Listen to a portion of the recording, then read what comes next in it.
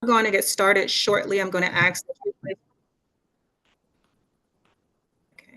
Good morning, everyone, and welcome to the How to Start a Business That Lasts, three important business lessons. This session will be is presented by Benedict College Women's Business Center, and we have an exceptional speaker, Christina Moffett, who will be taking over shortly. So, Christina transitioned from a corporate career to pioneering an award-winning dessert bar, and now works to help business owners grow the long-term success of their businesses. As a passionate business professional, Christina has experience in developing client services that support the diverse needs of small business to mid-sized businesses, and a proven track record of how big businesses work to serve small business clients. She's a promoter and an advocate of programs that drive organizational growth, leadership development, and positive workplace cultures of diversity and inclusion. Not only did Christina own and operate her small business, she also served roles growing small business through the Small Business Development Center and regional chambers. She also devotes her time to many local boards. So without further ado, I now turn over the presentation to Christina. But before she begins, I'm going to ask that everyone please put your mics on mute. We are recording this session. So thank you, Christina. All right. Thank you so much for having me. I was so glad that you reached out after I did this presentation once before. My favorite thing in the entire world is to be back out with organizations that work with small business. We were just chatting before this and working for the SBDC for a couple of years. I was an SBDC client. I've worked with our Women's Business Center here locally for years. I was just calculating in my head, which is scary, but it's been literally almost 20 years that I've been in touch with the Women's Business Center here, working with small businesses. So my favorite thing in the world is to help people grow and succeed, and then honestly share my own experience. So as you heard, I was a small business owner. I started my business back in 2011, and I grew it and successfully sold it 2 years ago. So that is my hope and my dream, is for everyone to grow their business the way they would like and eventually have an exit plan that also leads to success coming out of the business. And we'll talk about a little bit about all of that today. So today, the things that we're going to cover is I really want to dive into each of these deeper. It's probably going to be a little bit more unique than things you typically hear about running and starting a business. So we're going to cover how to really find your niche and dig in, rethinking your savings and your investments. And we'll talk about why that is extremely important and how I survived when I probably shouldn't have, and then how to seek support and resources, but differently, how to approach them differently, and why that's important for your growth. So first of all, we're just going to go ahead and get started and talk about finding your niche. Now, I will tell you that everybody gets usually in business because they're passionate about something, right? And it's that one thing, but we have to find different ways to be able to make money around that passion. So a couple different things is, okay, reflect on what are your interests, right? You probably can identify that passion, but what skills do you have? You're never going to know everything about your company and how to run it. So we definitely have to be able to focus around those knowledge areas. We need to determine what gets you up every morning, which part of that. So, for example, what got me up every day was really the people in my business. It was actually being able to talk to the people. And I owned a bakery. So being able to talk to them and celebrate, usually when they're having a dessert, a lot of times it could be anything from an A on a paper to that kid hitting their first home run to we're going to reveal the gender of a baby. So I mean they were celebrations. That's what got me up every single day. Um, Reflecting back on my interest for people and food. But my skill set was actually marketing and sales. So it was not the custom fancy cakes. So I needed to really kind of lean into that, right? I was never probably going to be the expert out of the gate and needed to bring in some team members that were going to be better at that. And then The last area is considering how you leverage your own expertise. So my expertise again was really around the food and food flavors. You don't hear me saying decorating, but I was going to own a bakery. So I actually knew how to blend flavors really well. And so I wanted to lean in towards adults and leverage the expertise of working with adults and organizations. And the uniqueness that came to me was that I was actually going to add a cocktail lounge into my bakery. Which when you think of bakeries, that is not something they have. It's a full liquor license, right?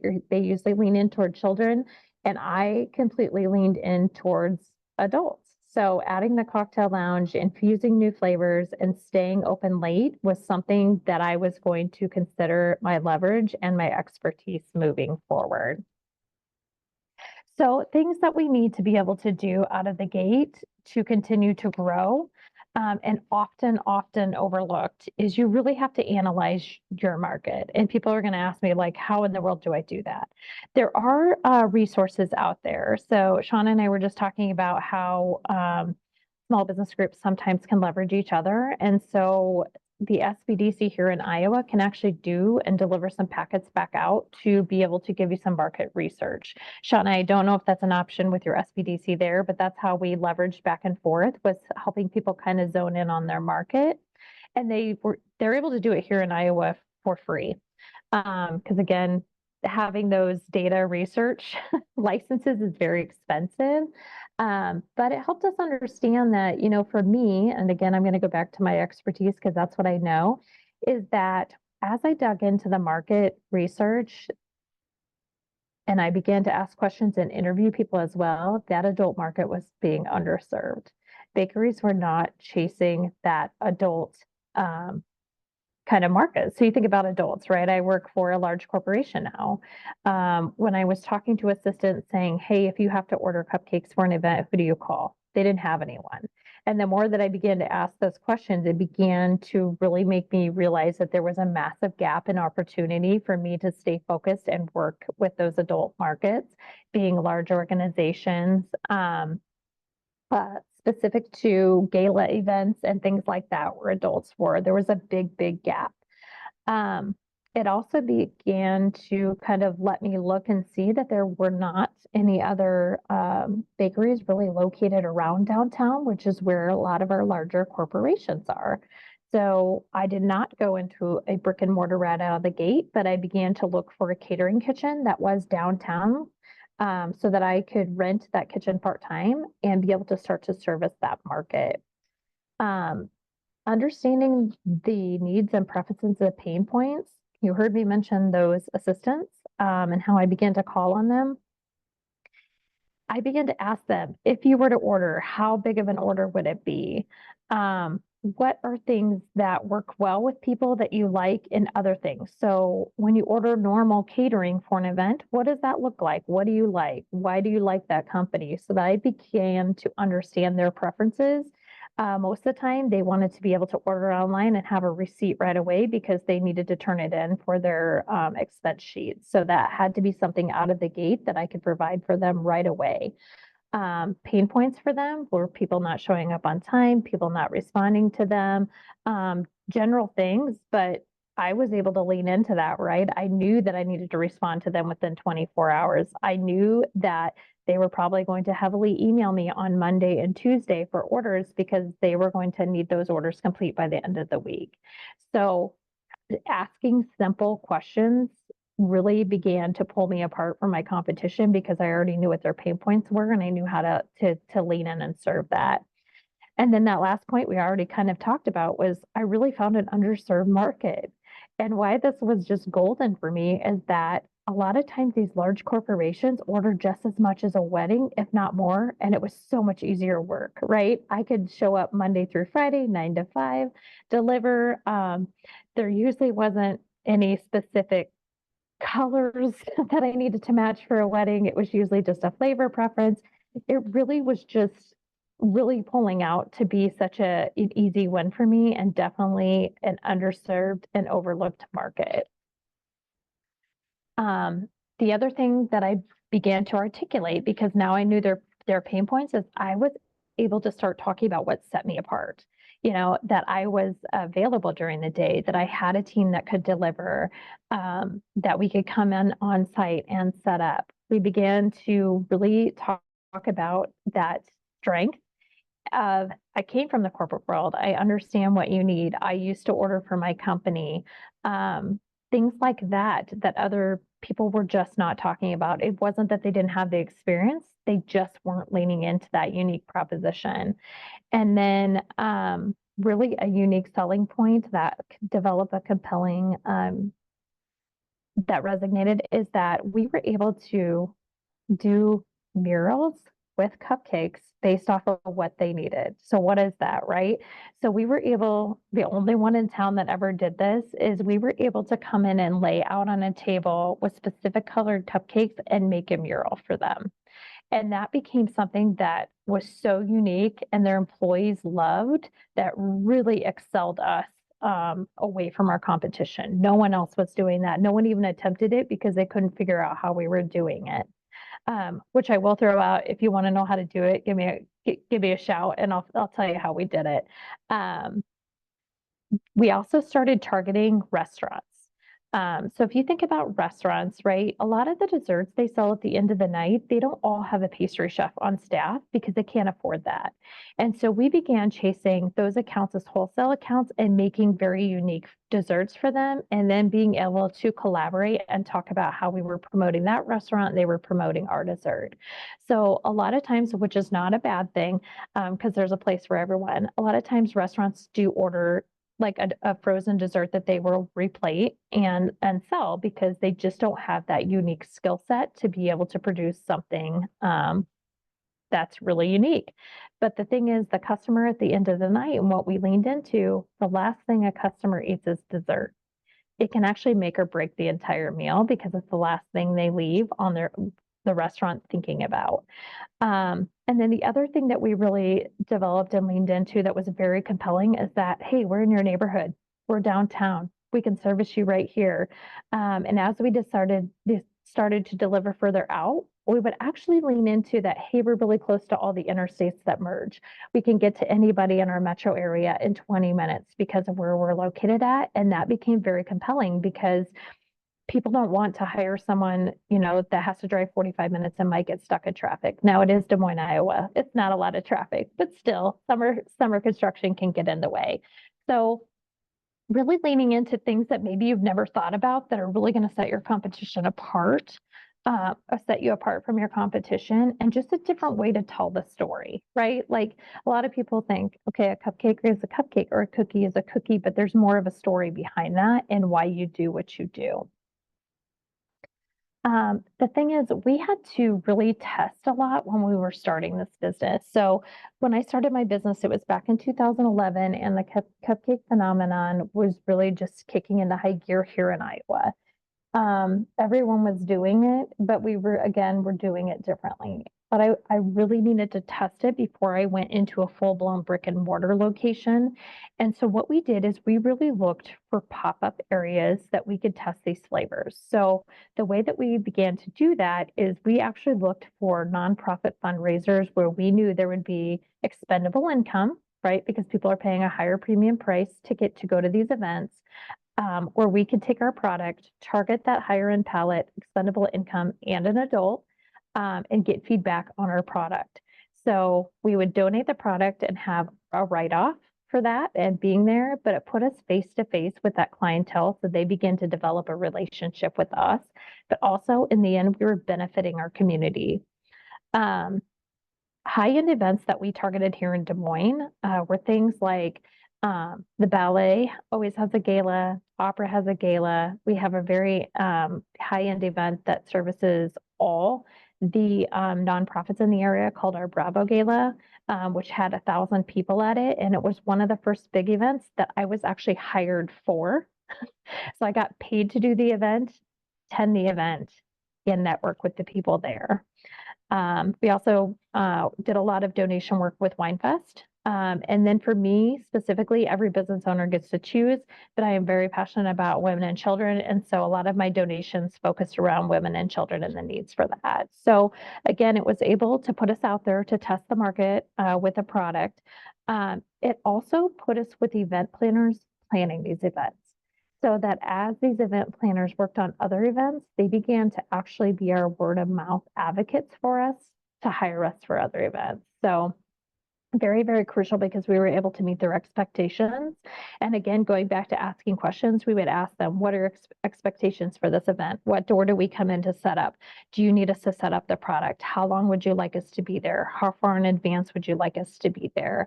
Would you like us to attend the event? So that we were meeting and checking off all their expectations and not giving ourselves a chance to fail. And then when the event was over, we'd follow back saying, hey, these things were things that you set forth as expectations. This is what we did for you. Did that satisfy all your expectations? Um, and then monitoring the responses and adjust your approach just off of that checklist. If somebody responded back and said, hey, I did not feel like this was executed well, thank you for the feedback. Here's what we're going to do differently next time so that we would not lose them as a customer. They knew that we were actually working on it. The one thing I will talk about really quickly about monitoring responses and adjusting approach is I call it whiplash for entrepreneurs. Sometimes you get different feedback that's contradicting. And so you and your best mind have to make the decision of what you feel is actually a gut check for you. So is this feedback I can use, or is this, hey, thanks for the recommendation, and leave it at that? So you don't have to change everything, but take that feedback with grace and always thank people for feedback. Um, Sometimes in Iowa, we have the opposite. Everybody tells you everything's fine. We call it Iowa nice here, and you actually don't get constructive feedback, but constructive feedback is actually one of the best gifts that you can get because it will actually help you succeed versus making the same mistake over and over again. After you kind of are out there testing it, you can actually redefine and with that feedback that we talked about, and it will help you continue to narrow in, focus on that niche. So we tested a lot of events that actually didn't really end up being great fits for us, right? So one of the best things I can say is that we tested all kinds of farmers markets, and honestly, they were just not all a great fit. We have a product that melts. So sometimes being outside in the summer is not the best decision for us. So we were wasting a lot of time and product, and it was just something that we needed to find a different area of, hey, we'd love to be at that market, but unfortunately the weather's not going to cooperate. But hey, let's actually work at this coffee shop because we know people in the neighborhood want the product, but let's wholesale to the coffee shop instead. We really had to start saying no to things that did not align with what we were doing. So again, if somebody called me for a French pastry, I can't do that. I'm not going to execute it well. I'm going to stay in my lane of cakes, cupcakes, cookies, things like that, that I can do well. But what we did is we got a really good relationship with a French bakery here in town that did not do cakes and things like that. So we were able to refer them off. And then continuously evaluating and adapting, that was something we had to do all the time. So in Iowa, it's very humid, just like it is there, but it impacts our baking. Every day, if it was humid, it would impact us. So we constantly had to test and adapt. And one of the best examples I have that kind of saved us from being able to adapt and pivot very quickly was during COVID. So, during COVID, we could not sell the way that we were selling. We could not be at events. We could not do these galas, and we had to pivot very quickly. So, what it ended up looking like for us is that a lot of the nonprofit fundraisers here in town ended up doing these to-go boxes. And so we actually went out and said, hey, you know what? We can actually do that. So we can actually get a dessert that will go right in your to-go boxes, and we're happy to do that. And so again, knowing our niche very well, asking what they were going to pivot to, we were definitely impacted, don't get me wrong, but we were able to stay afloat better and quicker by staying and asking and adapting very, very quickly. So we still had our niche during COVID. It was still adults, it was still clients, but we just leaned into it differently. with the boxes versus being out in public. And then again, like online events, we would target, hey, you need to entertain your family. And then we would give them ideas of things that we were going to do coming up to be able to sustain that. The next piece I'm going to talk about, which is it's nothing anyone likes to talk about. I know it can be draining to talk about saving and investing because you feel like you're barely making it most time as an entrepreneur, but I am going to talk about why it's really, really important. So one of the biggest things that is overlooked and can sink a business really, really quick is not having an emergency fund. And I can tell you this because you've heard me say it, it's hot and humid. Our air conditioning going out at the bakery, which happened a lot during the summer, if I would not have had an emergency fund to fix that thing, it would have taken my business down. You cannot produce and continue to operate and work in a bakery where things are melting if you don't have the money to fix your air conditioning. And so it's very, very important that even if it's a couple bucks a week, whatever it is that you can get into an emergency fund and just put it aside, you will come back to need it. I don't know any business owner that has never tapped into an emergency fund. And unfortunately, if you don't have it set aside, you're going to tap into your operating cash that you probably need. The other thing is that you also need to have a long-term strategy. So for me, when I started to get going, I knew that I would only ever be able to produce as much as my space would allow me to.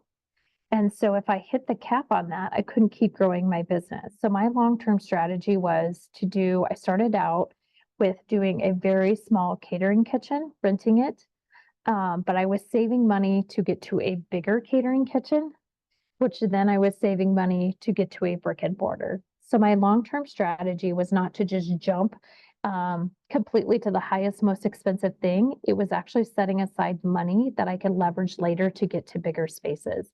The other thing is, as your company grows, you're going to need more capital to buy new equipment to make more or hire more staff. And so if you have a long-term strategy in place as two separate accounts, immediately emergency savings and a long-term strategy, and you keep them separate, you'll be able to replace that. So my 4-quart mixer, as I grew, was not going to be big enough to now meet orders for 1,200 cupcakes, right? I needed a bigger mixer. And so what I kept doing was saving a little bit more to be able to replace equipment as I grew and add on.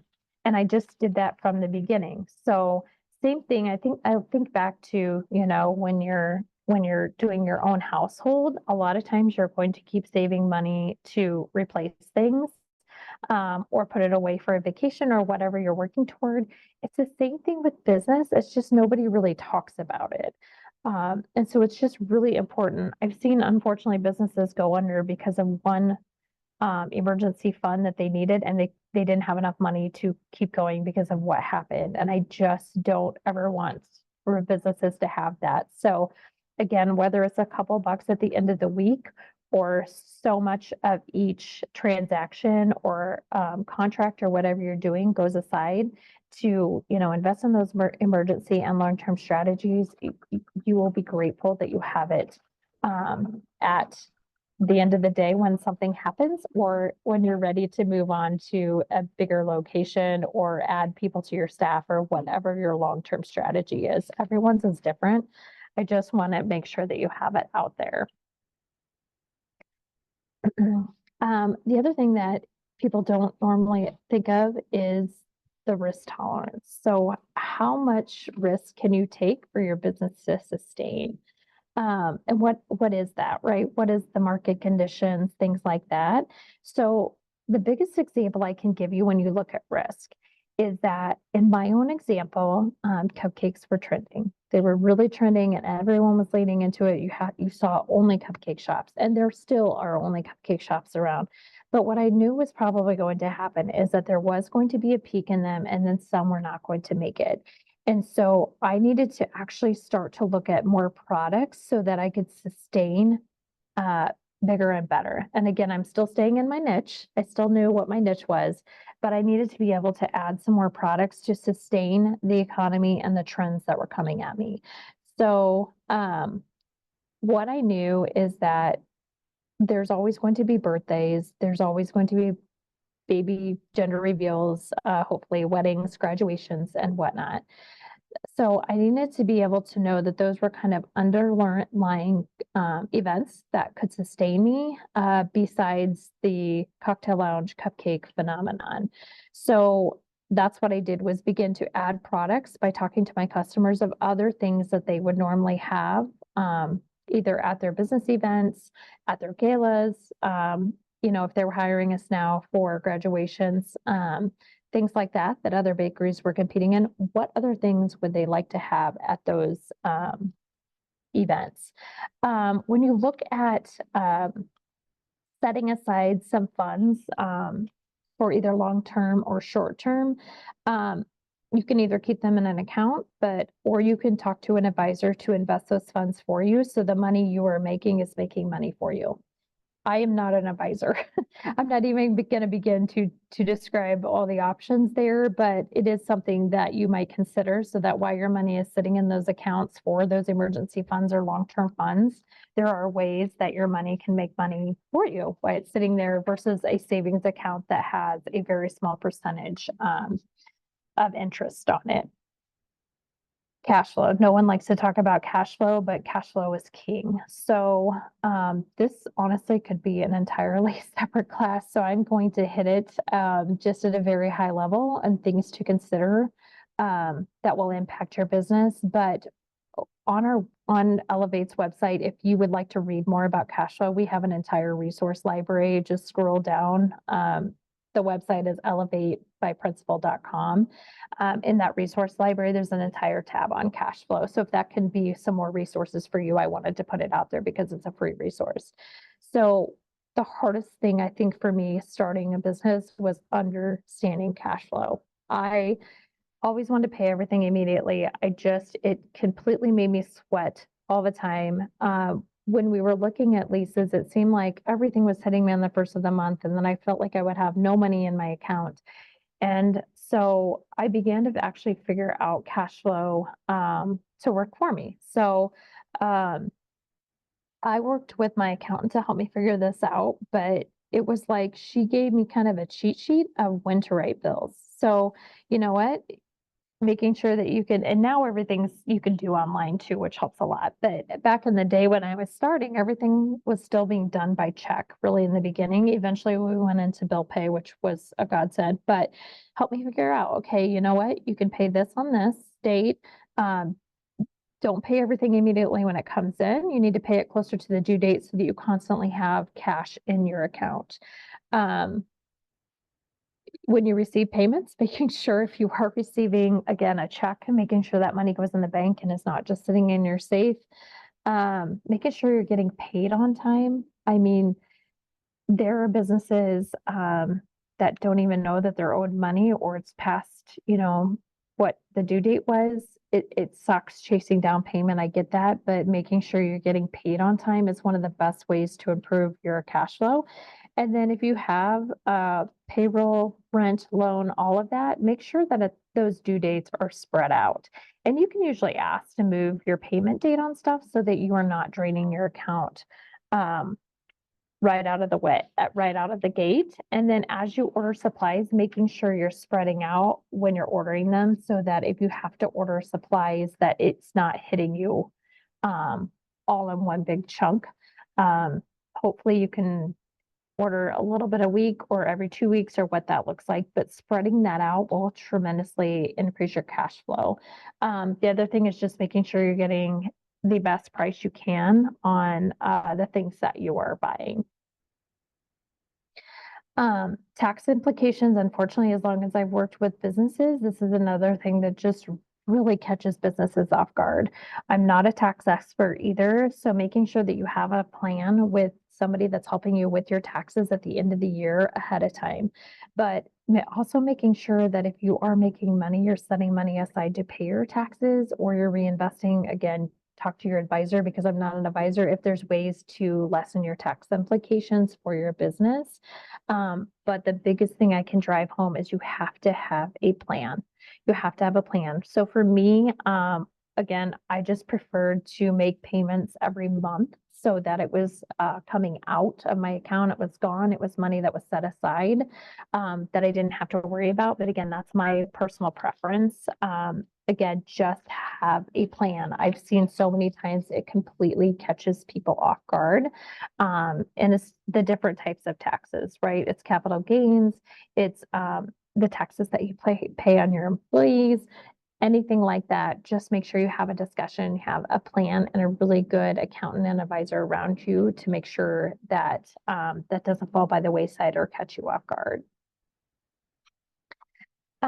Diversification on your savings and investments, just going to point back to make sure your money is making money for you. I was very lucky to have a really good mentor out of the gate that told me, hey, you know what? The best thing you can do is while your money is sitting in an account is make sure that money is also working for you. So again, not an advisor. I will just plug to talk to a professional about that because we work so hard as small business owners to make that profit, make sure that when you have it, that that's actually used in a vehicle that can hopefully make more money for you. And not just disappear in an account. So I'll just put a plug back out there again to seek that input. And then seek professional guidance on all the people that are experts. Your expertise is to run that business. So make sure that, you know, you focus on that. And I always call it a board of directors. And when I've coached and worked with businesses in the past, I say, make sure you have these people out of the gate that you can rely on. And this is key. So the board of directors is making sure that you have an attorney. Again, just somebody in your back pocket because you never know when something is going to come up, especially if you have employees. Employment laws are changing all the time. A banker, make sure that you have a banker that knows you, that you have a relationship with. So as you continue to grow your business, you might need a line of credit. You might eventually want to go after a loan. So having that relationship with them out of the gate is important. Making sure you have an accountant. We just talked about that. Somebody who can help you make sure your books stay in order. Make sure that they can help you lessen that tax implication. But somebody who, this came up so much in COVID here in Iowa because to enable to be able to go after some funds from the state, you had to have clean books. So an accountant, even if you only meet with them once a year or every 6 months, just make sure you have somebody that can help guide you through that. Insurance agent, you have to have insurance. So whether it's general liability. So when I did not really have a brick and mortar, I had to have coverage to be able to go into these events.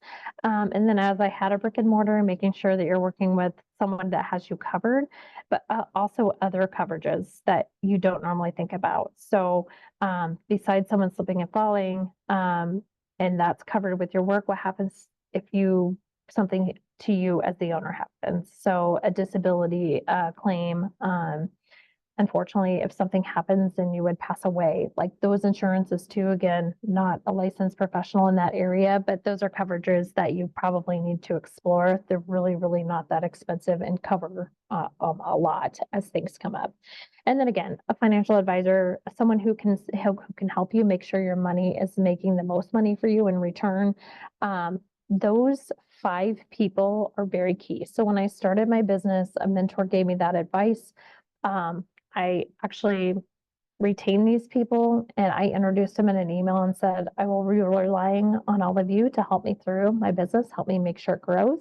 That way they knew who each other was if an issue came up, and they just knew that I was relying on them. I was very transparent that I selected you for a reason.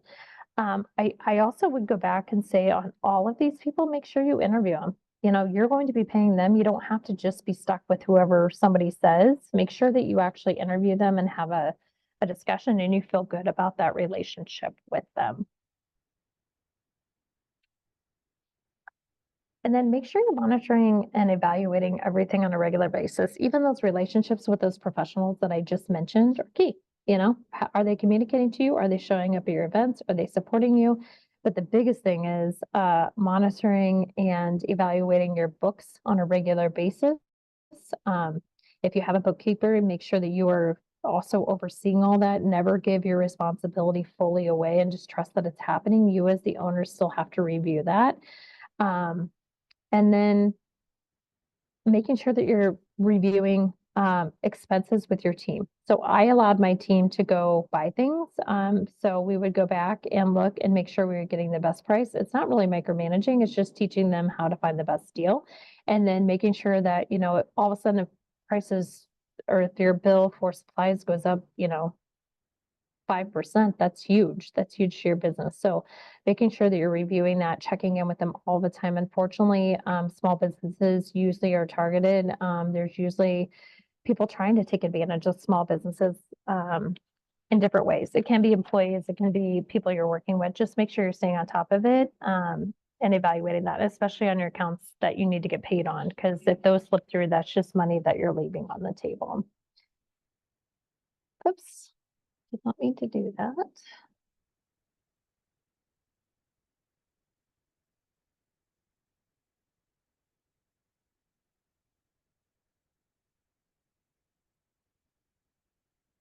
I lost my button.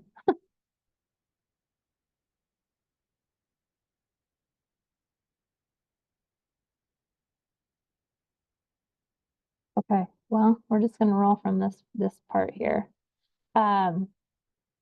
So recognizing that it takes a team is very, very key. So I talked about knowing my own strengths from the beginning, and I relied very heavily on the team to fill the gaps that I didn't have. So again, I was not a cake decorator. I knew how to market and manage the company. I knew how to build teams. That's where my background was. And so that's what I leaned into. So I really had to surround myself with people that I knew could really help me move that business forward. And so we went from a team of myself into a team of 22.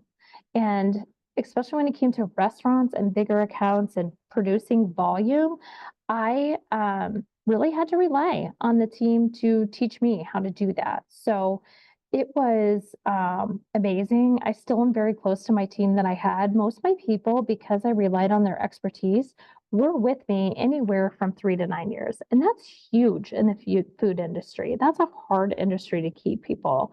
But I also looked for ways to advance them. So the biggest thing was that we really needed to understand the limitations of me, but also understand what limitations our team was facing every single year. So we really would find people to fill in that gap, but also we allowed people to not feel like it was a weakness if they didn't have everything. You're never going to have everything. And the best teams that are built are people who all are kind of individuals that come together to create an amazing team. And so we actually recognize people all the time for creativity, and we actually put people together to problem solve on issues. And one of the best issues I can give you is that we were really, really having trouble with some cakes for a while. And it was like the cake would go out, it would go to be delivered. The driver would actually get the cake out and find out that there was damage to the cake. And they just would come back with the cake and have the cake decorator fix it. And the cake decorator's like, well, what are you doing to the cake? And so they just could not figure out what the problem was. And as they sat down and tried to problem solve this out, because they were both getting very frustrated with each other, come to find out the quality of boxes that we had been ordering forever were not the same quality that we were getting anymore. And so they were able to sit down and pick out a box together and test these boxes to make sure that it would actually deliver the way that they wanted it to. And so they were able to recognize each other for each part of that cake getting delivered all the way through. They had different parts in the transaction of the order, but they were able to problem solve together and realize the different strengths that they brought to the team in problem solving. I love mentorship. Again, you've heard me talk about mentors right out of the gate and how I relied on them. the mentors were key for me as I was growing business, and they weren't always in my industry. Actually, none of my mentors were really in my industry. They were in the food business. One definitely was in the finance industry, but they were all running teams and building businesses and sometimes had the same headaches as me. And so I was able to really lean into that. So you've got a great mentor already, the Women's Business Center. Amazing, amazing mentors there, really there to help you grow your business. But if you need industry specific people too, like think about reaching out to. I was very fortunate. I said I didn't have mentors in my own industry, but I went to a baking show that was an international baking show, but it was held in Vegas, and I met bakers from all over the world, and so I was able to problem solve with them on issues because they weren't competition in my background or in my backyard. So think about that too, of finding some other potential peers that are in the same industry that you can problem solve with. Event planners became great mentors to me because they could tell me how to execute an event. They could tell me if things were trending or coming down the pipe and going to be trends, so that I knew to lean into that. And then a mentor to help you understand numbers. So it doesn't have to be an accountant at a CPA firm. Maybe it's an accountant that lives on your street that works for a different company that can just help you through numbers because that can be a very difficult part of the business. Networking is how I grew my business. I went to as many things as I could. They became my ambassadors and my word of mouth as I met people. Word of mouth is by far still the best referral you can get. It's the cheapest advertising for someone to lift you up and sing your praises, is an amazing way to gain business because you've already built their trust. And then I networked with other bakeries. So you heard me use the example of we didn't do French pastries. There was a lot of things I didn't do. So I didn't do sugar cookies. We didn't do coffee cakes and things like that. And so we networked with other bakeries that did so that we could share clients. So if their client needed something, we were able to work with them. And then the professional guidance, you're doing a lot of this right now. You're attending an event. So you, the owner, have to continue to educate yourself on how to continue to run that business. So I know you probably started the business because you were passionate about one piece, but now you're actually having to change your role a little bit. If you have a team, you're going to have to rely on the team to actually do the day-to-day work. And your job as the owner is always to get to, that business further down, to drive the bus where you're going, to be the visionary and keep growing. So super quick plug is that I know that there's a small business summit coming up because we were talking about it before the call, and I'm going to put a plug in to, if you can, be there. Again, it plugs back into growing your knowledge, but it also plugs back into that networking, right? You never know who you're going to meet at those things. A lot of times businesses walk away and they're able to do business together from an event. One of the things that really, really grew my business is that you heard me say I networked with other bakeries. We began to chase events together. So collaboration was just huge for me. And it's why we grew our business and why we survived. So we did not do sugar cookies, but a lot of times our clients wanted sugar cookies that matched their cake. And so we were able to team and collaborate with other bakeries to be able to do that only did sugar cookies in town and didn't do cakes. And we were able to cross promote that way. So, hey, you're getting this cake. What about some cute sugar cookies to go with it?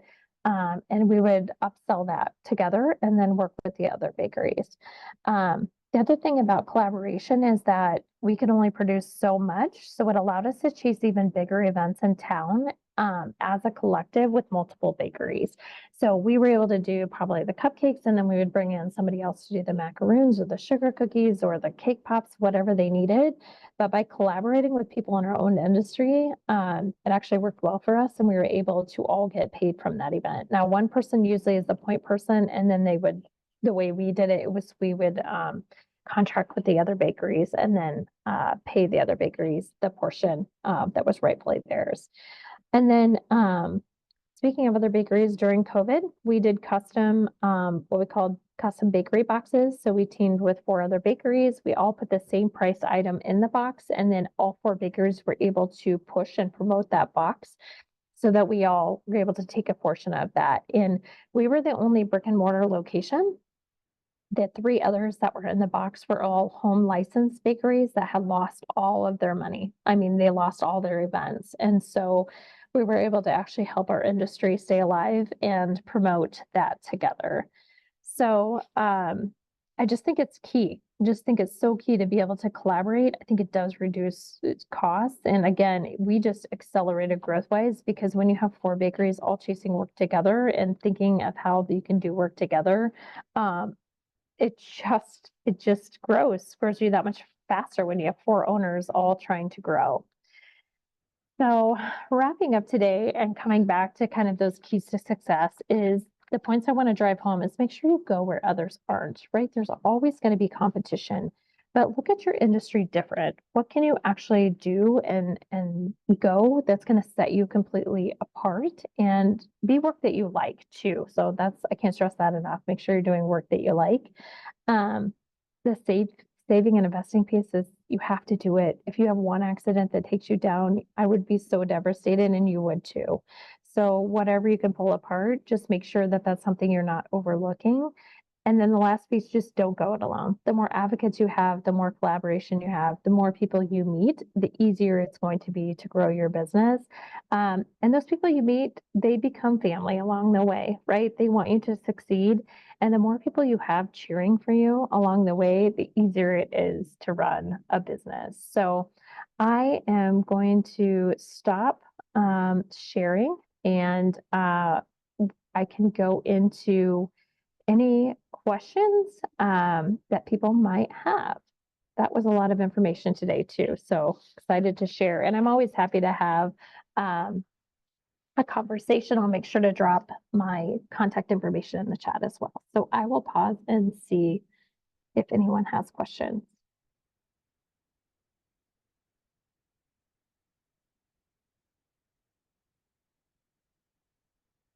If there's one in the chat here.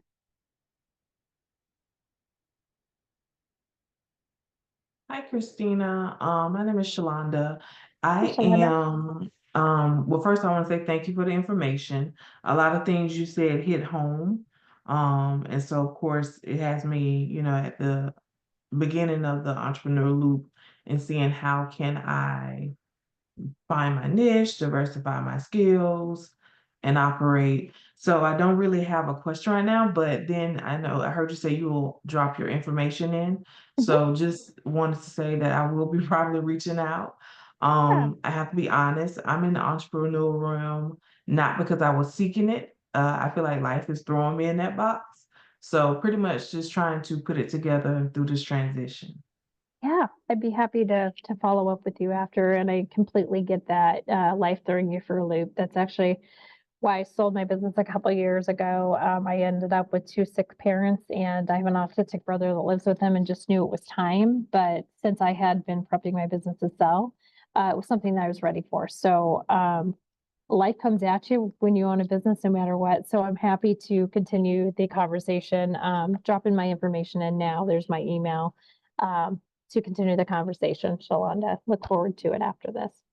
All right, perfect. Thank you so much. Of course.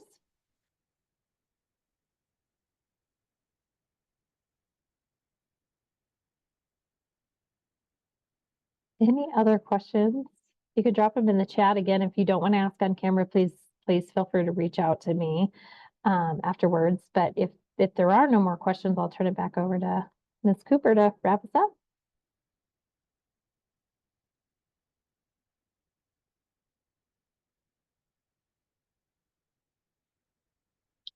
All righty. Thank you so much, guys. This is Tatika. I'm the program manager here at the Women's Business Center. Just wanted to thank you guys again for joining in. Christina, thank you so much for jumping in and providing us with all of the information. For everyone that's still on, if you could take a moment, we would gladly appreciate if you could do the survey from the webinar.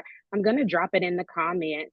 Also, I just wanted to provide some information in regards to our second annual South Carolina Business Summit that will take place on August 15th at R2I2. It's going to be from 9 a.m. until 3:15 p.m. I'm going to drop that information in the chat. Also, if you guys have any questions, Christina has provided her email address in the chat as well. So please reach out to Christina or myself, Shauna, or our business specialist, Miss Tiffany Burns. Any other questions before we leave the webinar?